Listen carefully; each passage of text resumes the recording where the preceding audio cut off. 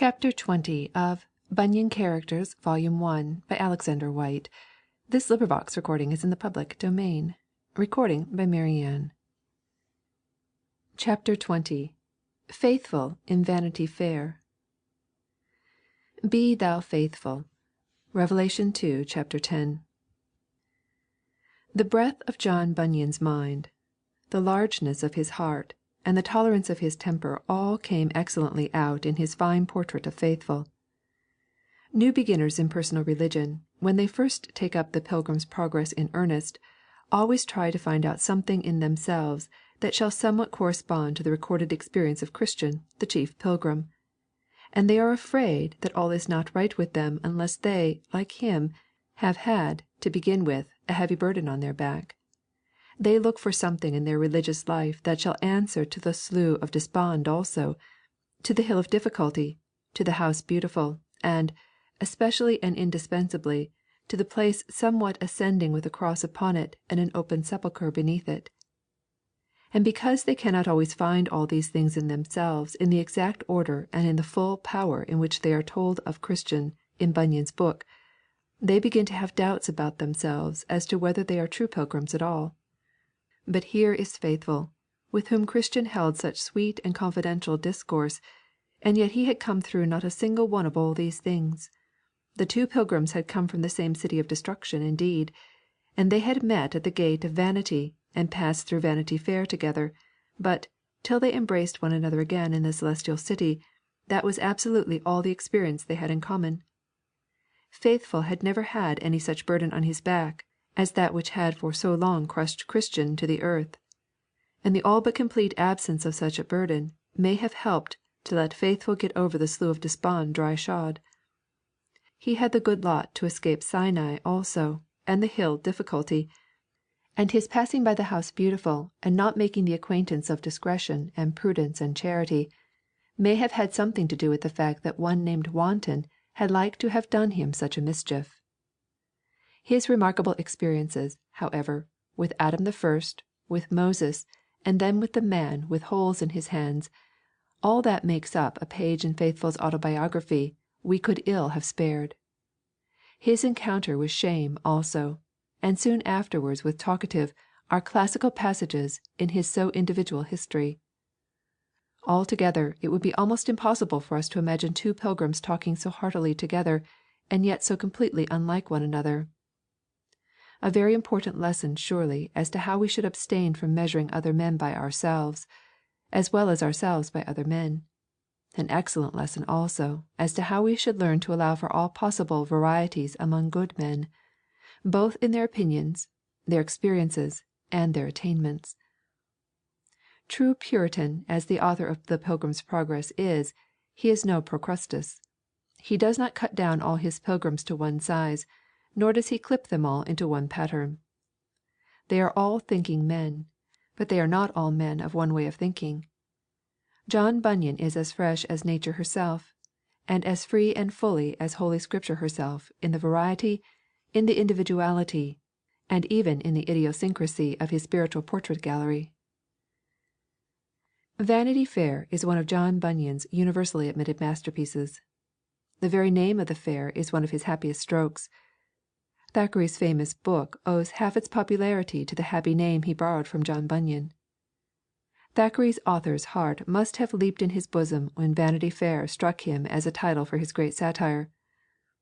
Then I saw in my dream that when they were got out of the wilderness they presently saw a town before them, and the name of that town is Vanity, and at that town there is a fair kept called Vanity Fair. The fair is kept all the year long, and it beareth the name Vanity Fair, because the town where it is kept is lighter than vanity. And, also, because all that is sold there is vanity. As is the saying of the wise, all that cometh is vanity. The fair is no new erected business, but a thing of ancient standing. I will show you the original of it. About 5,000 years ago there were pilgrims walking to the celestial city, as these two honest persons now are, and Beelzebub, Apollyon, and Legion, with their companions, perceived that by the path that the pilgrims made, that their way to the city lay through the town of Vanity, They contrived there to set up a fair wherein should be sold all sorts of vanity, and that it should last all the year long. Therefore at this fair are all such merchandise sold as houses, lands, trades, places, honours, preferments, titles, countries, kingdoms, pleasures, and delights of all sorts, as wives, husbands, children, masters, servants, lives, blood, bodies, souls, silver, gold, precious stones, and what not. And, moreover, at this fair at all times there is to be seen juggling, cheats, games, plays, fools, apes, knaves, and rogues, and that of every kind. And then our author goes on to tell us the names of the various streets and rows where such and such wares are vended. And from that again he goes on to tell how the Prince of Princes himself went at one time through this same fair, and that upon a fair day too, and how the lord of the fair himself came and took him from street to street to try to get him induced to cheapen and buy some of the vain merchandise. But as it turned out he had no mind to the merchandise in question, and he therefore passed through the town without laying out so much as one farthing upon its vanities. The fair, therefore, you will see, is of long standing and is a very great fair. Now, our two pilgrims had heard of all that. They remembered also what Evangelist had told them about the fair, and so they buttoned up their pockets and pushed through the booths in hope of getting out at the upper gate before anyone had time to speak to them. But that was not possible, for they were soon set upon by the men of the fair, who cried after them, "Hail, strangers! Look here, what will you buy?"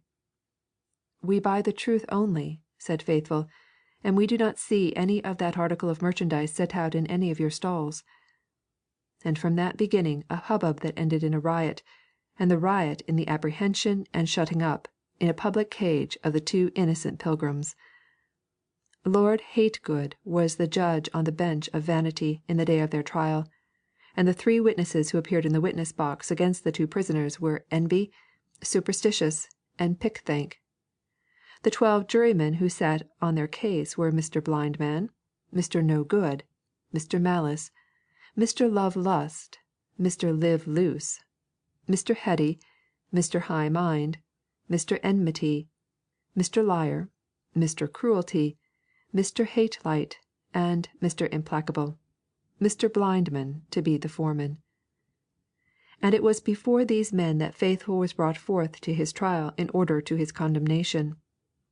And very soon after his trial Faithful came to his end.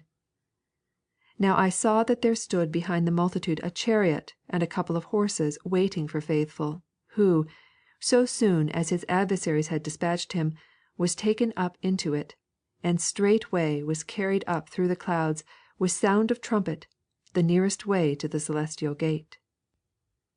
Now, I cannot tell you how it was.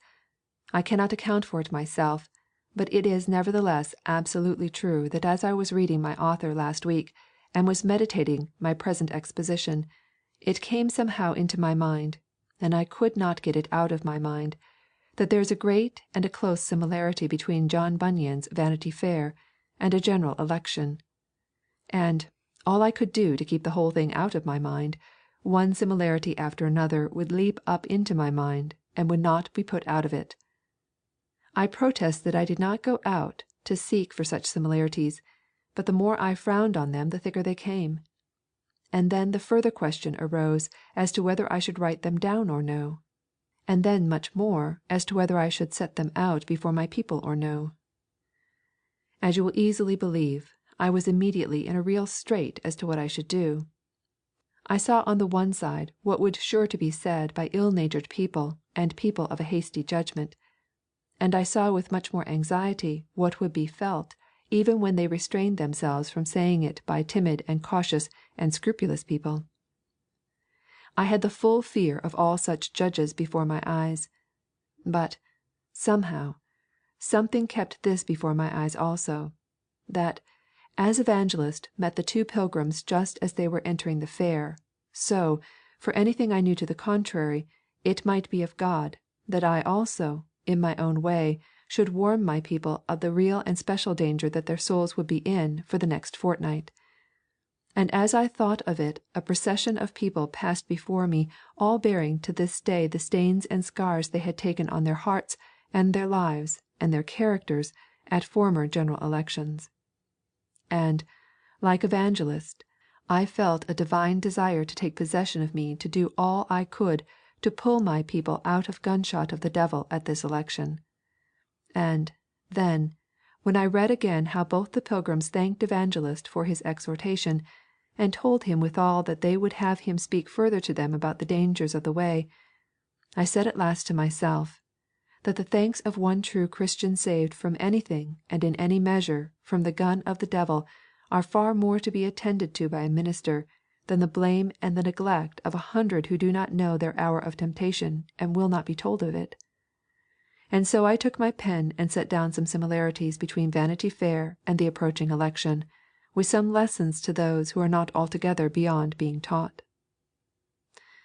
Well, then, in the first place, the only way to the Celestial City ran through Vanity Fair. By no possibility could the advancing pilgrims escape the temptations and the dangers of the fatal fair. He that will go to the Celestial City and yet not go through Vanity Fair must needs go out of the world. And so it is with the temptations and trials of the next 10 days. We cannot get past them. They are laid down right across our way. And to many men now in this house the next 10 days will be a time of simply terrible temptation. If I had been quite sure that all my people saw that and felt that, I would not have introduced here tonight what some of them, judging too hastily, will certainly call this so secular and unseemly subject. But I am so afraid that many not untrue, in other things most earnest men amongst us, do not yet know sufficiently the weakness and the evil of their own hearts, that I wish much, if they will allow me, to put them on their guard. 'Tis hard, said Contrite, who was a householder and had a vote in the town of Vanity. 'Tis hard keeping our hearts and our spirits in any good order when we are in a cumbered condition. And you may be sure that we are full of hurry at fair time. He that lives in such a place as this, and that has to do with such people as we have to do with, has need of an item to caution him to take heed every hour of the day. Now, if all my people, and all this day's communicants, were only contrite enough, I would leave them to the hurry of the approaching election with much more comfort. But as it is, I wish to give them such an item as I am able, to caution them for the next 10 days. Let them know, then, that their way for the next fortnight lies, I will not say through a fair of jugglings and cheatings, carried on by apes and knaves, but, to speak without figure, their way certainly lies through what will be to many of them a season of the greatest temptation to the very worst of all possible sins, to anger and bitterness and ill will, to no end of evil thinking and evil speaking, to the breaking up of lifelong friendships, and to widespread and lasting damage to the cause of Christ, which is the cause of truth and love, meekness, and a heavenly mind. Now, amid all that, as Evangelist said to the 2 pilgrims, look well to your own hearts. Let none of all these evil things enter your own heart from the outside, and let none of all these evil things come out of your hearts from the inside. Set your faces like a flint from the beginning against all evil speaking and evil thinking. Let your own election to the kingdom of heaven be always before you, and walk worthy of it. And amid all the hurry of things seen and temporal, believe steadfastly concerning the things that are eternal, and walk worthy of them. We buy the truth, and we sell it not again for anything, was the reply of the 2 pilgrims to every stall-keeper as they passed up the fair.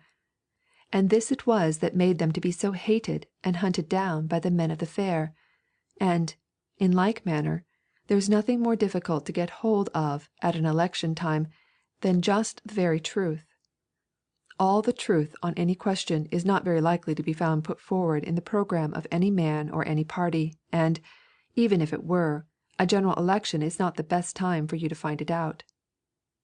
I design the search after truth to be the one business of my life, wrote the future Bishop Butler at the age of 21.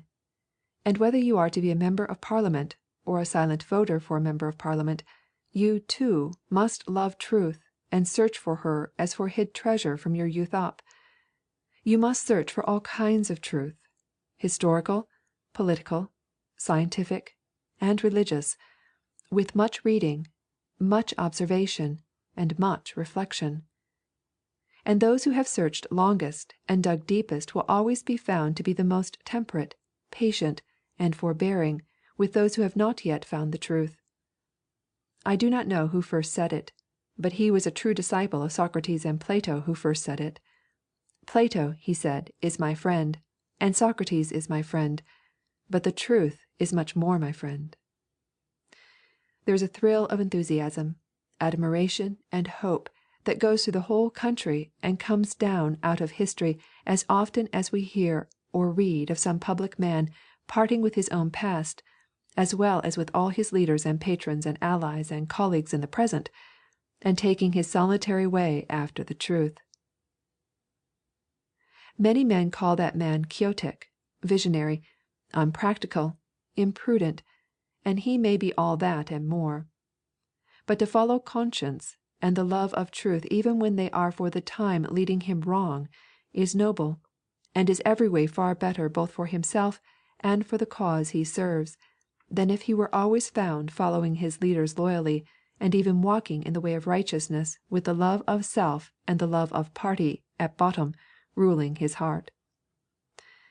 How healthful and how refreshing at an election time it is to hear a speech replete with the love of the truth, full knowledge of the subject, and with the dignity, the good temper, the respect for opponents, and the love of fair play, that full knowledge of the whole subject is so well fitted to bring with it.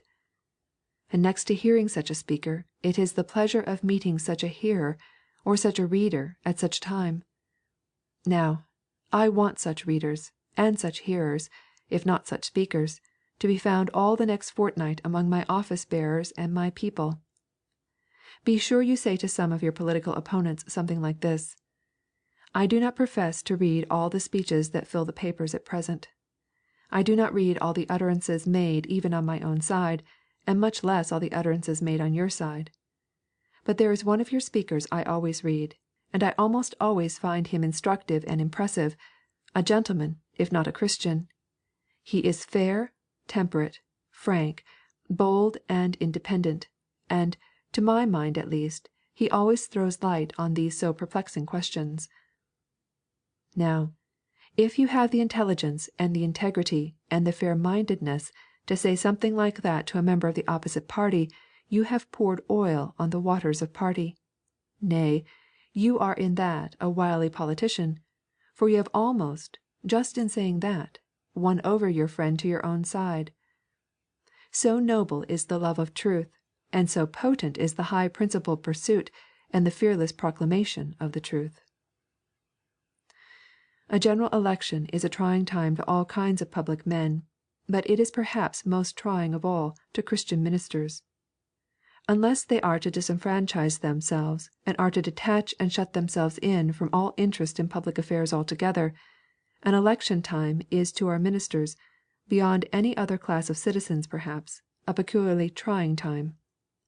How are they to escape the Scylla of cowardice and the contempt of all free and true men on the one hand, and the Charybdis of pride and self-will and scorn of other men's opinions and wishes on the other, is no easy dilemma to our ministers.